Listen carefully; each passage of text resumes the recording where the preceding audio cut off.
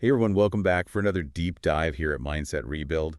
Today, we're tackling a topic that I think resonates with just about everyone, that feeling of being constantly overwhelmed. Yeah, it's the curse of the modern age, isn't it? We're all juggling so much work, family, side hustles, staying informed.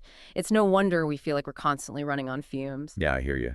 It's like we're all in this unspoken competition for who has the most crammed calendar, and honestly, it's exhausting. Mm. But, I'm feeling optimistic today because we're diving into a framework that promises to help us escape this burnout cycle. That sounds promising. What exactly are we looking at today? So you shared some work with me from a coach named Warren. He calls it the Essential Three. And it's all about helping creators and entrepreneurs, really anyone who feels overwhelmed, achieve lasting success by making some key shifts in how they work. Okay, color me intrigued. I'm all ears. Where do we even begin to unpack this? Well, Warren starts by laying out a pretty relatable problem. We live in a world of information overload between emails, notifications, to-do lists a mile long, and all the distractions around us. It's easy to feel like we're constantly running but getting nowhere fast. Oh, tell me about it. It's like our brains are on overdrive trying to process everything, making thousands of decisions each day, as Warren pointed out. No wonder we're reaching for that extra cup of coffee just to make it through the day. Right. It's more than just feeling tired, though. This constant mental juggling act has a real impact on our ability to focus on what truly matters, wouldn't you say? Absolutely. It's like we're stuck in this reactive mode, constantly putting out fires. Instead of being strategic and intentional with our work, we end up feeling busy, but not necessarily productive. And that's where the Essential Three comes in. It's all about working smarter, not harder. Instead of trying to do everything at once, it's about making conscious choices about where we direct our energy and attention. That sounds much more sustainable than just adding another productivity app to the mix. So, what are these three magic principles? All right, drum roll, please. The first principle is what Warren calls the energy test. Now, I know what you might be thinking, oh, great, another self-help buzzword, but stay with me here. Okay, I'm listening. This principle is all about becoming aware of which tasks drain our energy and which ones actually fuel us.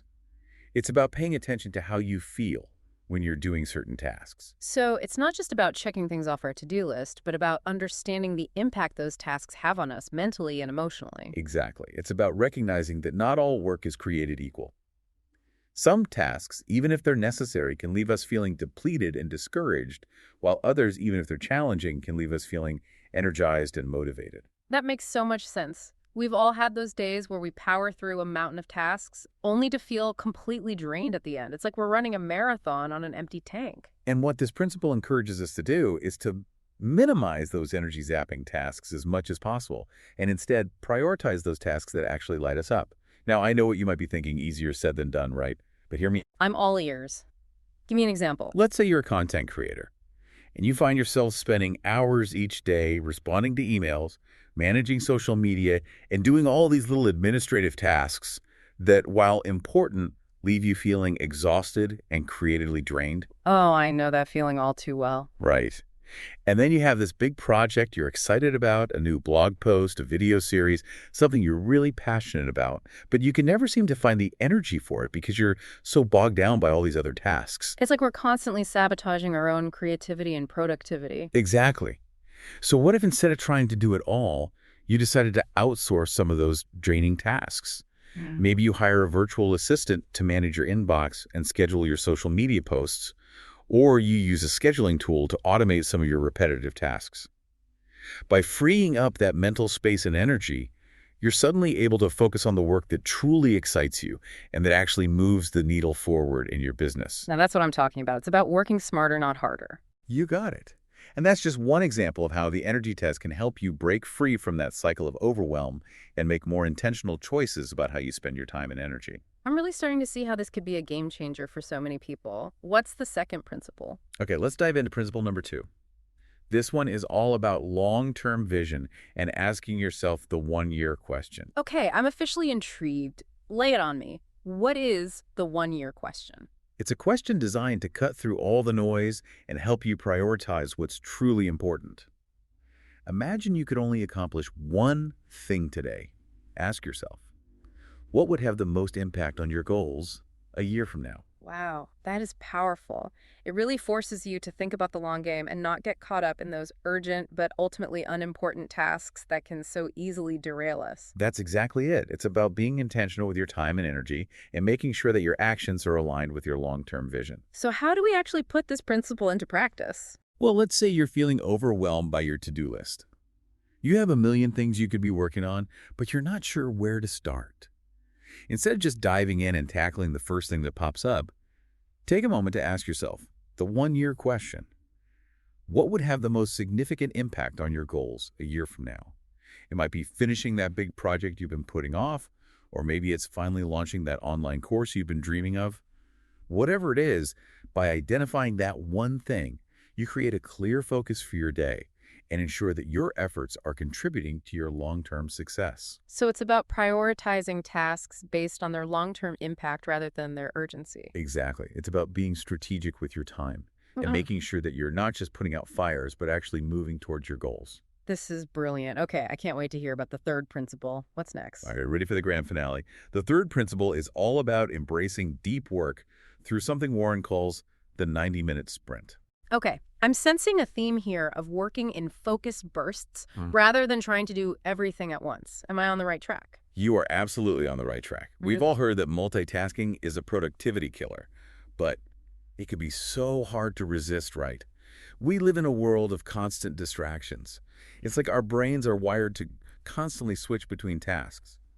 But here's the thing. When we try to do everything at once, we end up doing nothing well. So true. It's like we're spreading ourselves so thin that we lose our effectiveness. And that's where the 90-minute sprint comes in. It's about dedicating 90 minutes to a single task without any interruptions. No emails, no social media, no multitasking, just pure focused attention on your top priority. So we're talking about shutting off all distractions and really getting in the zone. Exactly. Think about it. When was the last time you were able to truly focus on a single task without getting pulled in a million different directions? I bet you were able to get so much more done in a shorter amount of time. I know I have. There's something about that laser-like focus that just unlocks a different level of productivity. It's like everything else melts away and you're just in the flow. Exactly. And there's actually some science behind this. When we're able to focus deeply on a single task, our brains enter a state called flow state. It's a state of heightened focus and creativity where we're able to do our best work. I've definitely experienced that flow state before, and it's amazing. Time just seems to fly by. I bet it also has a positive impact on our mental well-being too, right? Feeling that sense of accomplishment and getting stuff done. Absolutely. And that's why Warren argues that the 90-minute sprint is one of the most effective ways to tap into that flow state and get serious work done. Okay, this is making a lot of sense. Now, how about an example of how this principle works in practice? So imagine you're a startup founder and you're working on your investor pitch. This is a high-stakes task that requires your full attention and creativity, right? Definitely. You need to bring your A game to that. Right. But it's also a task that can easily get derailed by all the other demands of running a startup. Meetings, emails, putting out fires. It's easy to get sidetracked. Yeah, been there, done that. It's a recipe for feeling completely scattered. So instead of trying to squeeze in bits and pieces of the pitch between meetings, what if you blocked off a dedicated 90-minute sprint each day to work on it without any distractions? What do you think the outcome would be? I bet you'd see massive progress, not just in terms of getting words on the page, but in the quality of the work itself. It's like you're giving your brain the space and time it needs to really think deeply and creatively. You're exactly right. By eliminating distractions and focusing intensely on the task at hand, you're able to make more progress in a shorter amount of time. Yeah. And the work itself is likely to be of a higher quality because you're not constantly switching between tasks and losing your train of thought. This is making me want to revamp my whole schedule. It sounds like these three principles really work together to create a system that promotes clarity, minimizes overwhelm, and helps us achieve lasting success. You got it. And that's just the beginning. Stay tuned because in part 2 of this deep dive, we'll explore these principles in even more detail, looking at how they work together and how you can start applying them to your own work and life. Sounds great. I can't wait to dig in even further. Welcome back to our deep dive into the Essential Three. You know, as we're exploring this framework, I'm struck by how these seemingly simple principles can have such a profound impact on how we work. Yeah, that's what I love about these deep dives. It's amazing how taking the time to really unpack these ideas can lead to such powerful shifts in perspective. It's true. And as we delve deeper into the Essential Three, I'm noticing how interconnected these principles really are. They build on each other to create a system that's greater than the sum of its parts. You're so right. It's not about picking and choosing which principle to apply. It's about weaving them together into a holistic approach to work. For example, how do you think the energy test and the one-year question work together? That's a great question. I think by identifying our energy boosting tasks through the energy test, we're naturally clearing the path to focus on activities that truly matter in the long run. And those energy boosting tasks are more likely to align with the answer to the 1 year question, right? The tasks that will have the most significant impact a year from now. Yeah, it's like a positive feedback loop. The more we eliminate those draining tasks, the more energy and focus we have for the work that truly fuels us and propels us toward our long-term goals. Yeah. It's not just about feeling better, it's about getting better results. And then imagine applying the 90-minute sprint to those high impact tasks.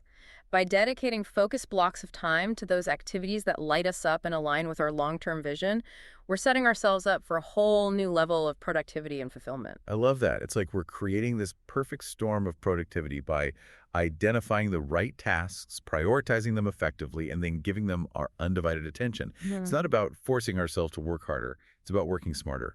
Exactly. And when we work this way, we're not just checking things off a list. We're experiencing a greater sense of purpose and satisfaction because our actions are in alignment with our values and goals. We're working with our natural rhythms instead of constantly fighting against them. It's almost like we've been approaching productivity from the wrong angle all along. We've been so focused on external factors, time management techniques, productivity hacks, the latest apps. But this method really emphasizes the importance of our internal state, our energy levels, our mindset. I couldn't agree more. It's about understanding ourselves better, knowing what fuels us, what drains us, what truly aligns with our long-term vision, and then creating a work system that supports those insights. It's about working from a place of self-awareness rather than blindly following some external formula. I think one of the biggest challenges people face when trying to implement a method like this is the fear of missing out. That feeling that if we're not constantly busy, if we're not saying yes to every opportunity, we're somehow falling behind. Oh, absolutely. FOMO, the fear of missing out, is a real productivity killer. It keeps us stuck in that reactive mode, always chasing the next shiny object, always feeling like we should be doing more. But what the Essential Three reminds us is that true productivity isn't about doing more. It's about doing the right things, the things that actually matter to us. And that can be incredibly liberating. To know that it's okay to decline certain opportunities or delegate tasks so we can focus on what truly aligns with our goals and values. It's about being selective with our time and energy. Exactly. It's about giving ourselves permission to prioritize our well-being and our long-term success. It's about recognizing that sometimes saying no is the most productive thing we can do. It sounds counterintuitive, but it's so true. It's about creating space for the things that truly matter. So for our listeners who are ready to start implementing the Essential Three, where would you suggest they begin? Well, I think a great starting point is simply becoming more aware of your energy levels throughout the day. Pay attention to how different tasks make you feel. Notice which activities leave you feeling energized and motivated and which ones drain you and leave you feeling depleted. It's like tuning into our internal compass, right? Yeah. Paying attention to those subtle cues our body and mind are giving us about what's working and what's not. Exactly. And once you have a better understanding of your energy patterns, you can start making more conscious choices about how you structure your workday. If you know that answering emails first thing in the morning tends to drain your energy, maybe schedule that task for later in the day when you have more mental bandwidth. Or maybe you experiment with batching similar tasks together to minimize context switching and maximize efficiency. We talked about using the 90-minute sprint for high-priority tasks. Maybe there are ways to apply that concept to those less energizing but necessary tasks. Could batching those together help us power through them more efficiently? I think that's a fantastic idea. By grouping similar tasks together, we can minimize the mental energy required to switch between different modes of thinking. It's all about optimizing our workflow to match our natural energy patterns. I'm already feeling more energized just thinking about it. It's like we're taking back control of our time and energy instead of letting our to-do list dictate our day. And it's not just about time management, it's about mindset too. When we approach our work from a place of self-awareness and intentionality, we're less likely to feel overwhelmed and stressed. It's like we're shifting from a place of reactivity to a place of proactivity. Instead of constantly reacting to whatever comes our way, we're making deliberate choices about how we spend our time and energy. We're in the driver's seat. I love that analogy. So, as we wrap up part two of this deep dive, what's resonating most with you about the essential three? For me, it's the emphasis on self-awareness and intentionality. Hmm. It's not about blindly following a set of rules or trying to be productive for productivity's sake. It's about understanding our unique strengths, weaknesses, and energy patterns, and then designing a work life that supports our individual goals and helps us thrive. Beautifully said. It's about creating a work style that feels authentic and fulfilling. It's not a one-size-fits-all solution. It's a framework that invites us to experiment, to adapt the principles to our own unique needs and circumstances. And I think that's an incredibly empowering message. The essential three is not about adding more to our plates. It's about creating space for the work that truly makes a difference. It's about working smarter, not harder, and creating a work life that feels aligned and fulfilling. You know, it's interesting. As we've been discussing this method, I've been thinking about how it can be applied not just to our work lives, but to other areas of our lives as well. I was just thinking the same thing. It's about making conscious choices and prioritizing what truly matters, regardless of the context. These principles could be applied to relationships, personal projects, hobbies, really any area of life where we're feeling pulled in too many directions. Absolutely. For example, let's say you're feeling overwhelmed by your social commitments.